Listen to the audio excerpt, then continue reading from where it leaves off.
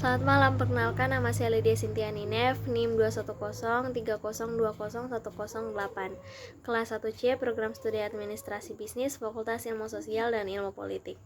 Di video ini saya akan mereview buku berjudul Introduction to Sociology Theory yang ditulis oleh Michel Dillon pada tahun 2014 dan diterbitkan oleh layanan penerbit SPI Pondichere India dengan jumlah halaman 587 halaman dalam bentuk PDF dan nomor ISBN 9781118471920. Buku ini diawali dengan pengantar yang berisi tentang Marx dan para teoretisi yang lebih baru yang sebagian dipengaruhi oleh Marx, seperti para teoretikus kritis yang berargumen bahwa ideologi kebebasan yang biasanya digunakan untuk menunjukkan kebebasan politik dan demokrasi di dunia sekarang ini telah menjadi kebebasan untuk berbelanja. Dengan mengenal berbagai teori dan ide yang terdiri dari teori sosiologi, di sini kita akan mengembangkan kompetensi untuk menganalisis kompleksitas kehidupan sosial dengan cermat. Teori sosiologi berfokus pada bagaimana makro atau skala besar struktur sosial seperti kapitalisme, birokrasi, struktur pekerjaan, gender, politik, dan ras migrasi membentuk organisasi lingkungan sosial dan bagaimana struktur ini membatasi pilihan dan peluang yang tersedia untuk setiap individu, keluarga, atau kolektivitas yang lebih besar. Bab 1 berisi tentang Karl Marx. Marx telah mati selama lebih dari 100 tahun dan komunisme sistem politik yang dikaitkan dengan visi teoretisinya yang telah menghilang di seluruh dunia. Sejarah Marx menekankan tidak hanya berkembang terlepas dari individu dan hubungan sosial objektif yang mengkondisikan kehidupan mereka. Marx pada kenyataannya memiliki pandangan yang sangat positif tentang kerja, kinerja, dan dia telah melihat keterampilan dan kapasitas produktif individu sebagai bagian integral dari apa artinya menjadi manusia. Dalam analisis Marx tentang kapitalisme, bukan hanya pekerjaan upahan tetapi juga kapitalis yang teralienisasi. Singkatnya, meskipun pemilik atau eksekutif kapitalis jauh lebih kaya daripada pekerja, namun karena akumulasi kapital dalam kehidupan mereka juga mengasingkan diri. Tetapi di bawah kapitalisme, kapitalis dan pekerja sama-sama adalah pelayan kapital. Bab 2 berisi tentang Emile Durkheim. Durkheim menyatakan fakta sosial adalah cara bertindak atau apapun yang mampu memberikan batasan eksternal kepada individu atau yang umum di seluruh masyarakat tertentu, sementara memiliki kebenarannya sendiri terlepas dari manifestasi individualnya. Durkheim menekankan sifat unik dan kolektif kehidupan sosial, yaitu fakta sosial memiliki keberadaan eksternal yang independen daripada setiap individu dan mereka membatasi perilaku sosial. Masyarakat dan komunitas tradisional cenderung dicirikan oleh kesamaan yang ada di antara orang-orang. Dalam masyarakat perkotaan modern, tidak seperti dalam masyarakat tradisional. Durkheim berpendapat hati nurani kolektif kurang kuat dan kurang mencakup dan kurang mengendalikan individu. Bab 3 mengenai Max Weber. Dia adalah tugas sosiolog untuk memahami semua motivasi yang bervariasi yang mendorong tindakan sosial dan melakukannya dengan mencapai pemahaman tentang mengapa individu dan institusi dan seluruh masyarakat berperilaku dengan cara tertentu, mengapa mereka melekatkan makna pada beberapa tujuan, dan yang bukan lain.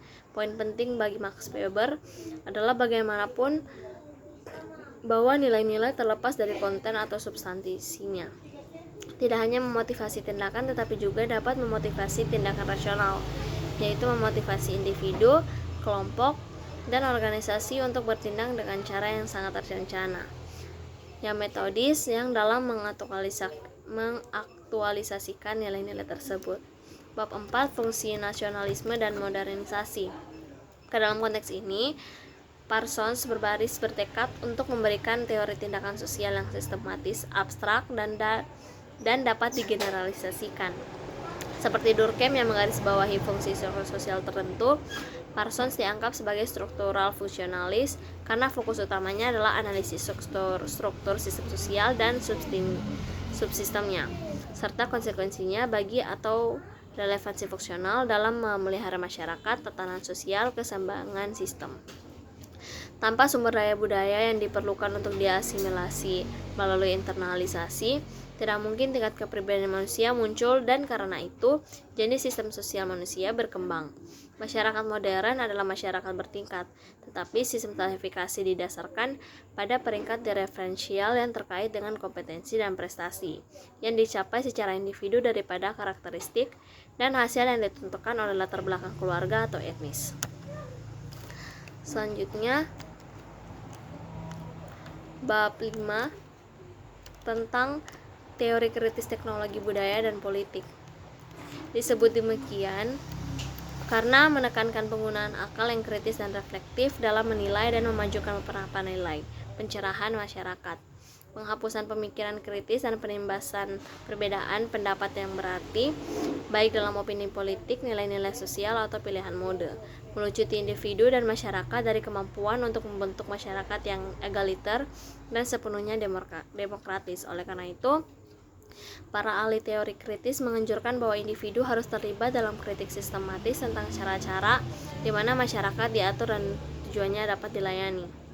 Bab 6 tentang konflik kekuatan dan ketergantungan di proses makro masyarakat. Bagi Dahrendorf, masyarakat terdiri dari kekuatan yang tidak setara dan kepentingan kelompok yang bersaing, dan harus dipahami dalam hal paksaan dan batasan daripada kepatuhan sukarela atau konsensus. Kekuasaan, dia berpendapat bahwa terbagi secara tidak merata dan karenanya menjadi sumber gesekan yang bertahan lama. Sebuah poin yang kita lihat berulang, yang digarisbawahi dengan berbagai konflik etnis dan kelompok lain yang menjadi ciri dari kepentingan mereka yang berkuasa pada waktu tertentu. Kita dapat menyimpulkan kepentingan mereka yang tidak berdaya dan dengan mereka adanya perubahan. Bab 7 tentang tukar jaringan dan teori pilihan rasional. Pertukaran di sini adalah bentuk paling murni dan paling terkonsentrasi dari semua interaksi manusia, di mana kepentingan serius dipertahankan, tetapi percakapan, setiap cinta, setiap permainan, setiap tindakan saling memandang. Bagaimana ketidakseimbangan kekuatan berdampak pada pengembangan kepercayaan yang dimaksud adalah salah satu pertanyaan yang dieksplorasi oleh sosiolog kontemporer yang menguraikan pendekatan psikologi sosial untuk mempelajari jaringan pertukaran sosial. Semua teori yang berfokus pada pertukaran memproyeksikan pemahaman utilitariannya atau kepentingan pribadi tertentu tentang individu dan hubungan sosial. Bab 8 tentang interaksionalisme simbolik. Meskipun banyak ahli teori sosial membahas peran sosial itu adalah elemen pertukaran simbolik untuk Goffman, sosial kehidupan penyajian diri di dalam kehidupan sehari-hari adalah pertunjukan oleh aktor-aktor sosial yang berbeda peran, bagian, dan rutinitas pada berbagai tahap dengan pengaturan dan alat peraga yang berbeda. Selain itu, keberhasilan kinerja peran apapun bergantung sebagian pada audiens tertentu yang hadir dan yang menangkap isyarat dan kesalahan yang disampaikan aktor. Bab 9 mengenai fenomenologi dan etnometodologi.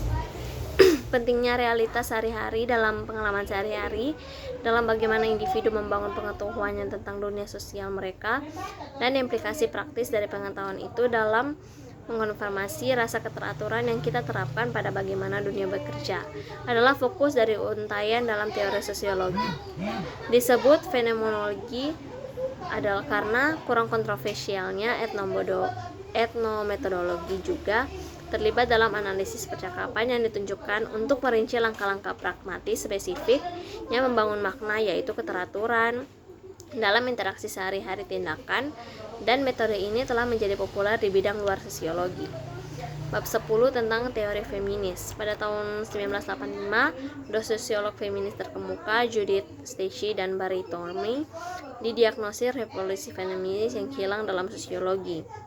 Mereka berpendapat bahwa sosiologi resistensi terhadap tantangan teoritis yang disajikan oleh feminisme, dan untuk memikirkan kembali masalah sosiologis, berdirinya permeasi ketidaksetaraan gender dalam semua proses sosial. Feminis terdiri dari berbagai macam topik.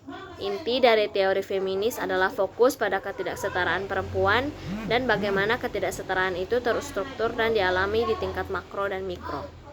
Bab 11 tentang Michel Foucault. Mendisiplinkan tubuh. Meskipun tubuh sering dikaitkan dengan beasiswa feminis, Foucault tidak dianggap feminis. Bahkan ia banyak dikritik oleh para sejarawan feminis karena intelektualnya abstraksi dan pengabaian terhadap pengalaman subjektif dan individu yang dimunculkan. Foucault berpendapat bahwa bio-power, yaitu menghubungkan proses biologis untuk kekuatan ekonomi dan politik bertepatan dengan industrialitis yang pertumbuhan kapitalisnya pada abad ke-18 dan ke-19. Bab 12 mengenai balapan rasisme dan konstruksi kebenaran rasial. Dunia telah banyak berubah sejak zaman Fanon. Sejarah panjang aktivitas kulit hitam di memajukan kesetaraan ras telah membantu memastikan peningkatan inkorporasi orang kulit hitam dan minoritasnya lainnya ke dalam politik, bisnis, akademi, dan profesi. Bab 13 tentang reproduksi sosial ketimpangan. Apa yang terdiri dari model ekonomi sangat sederhana dan mudah diukur. Uang dalam bank rumah, kepemilikan dan properti lainnya, aset investasi, dan juga lain-lain.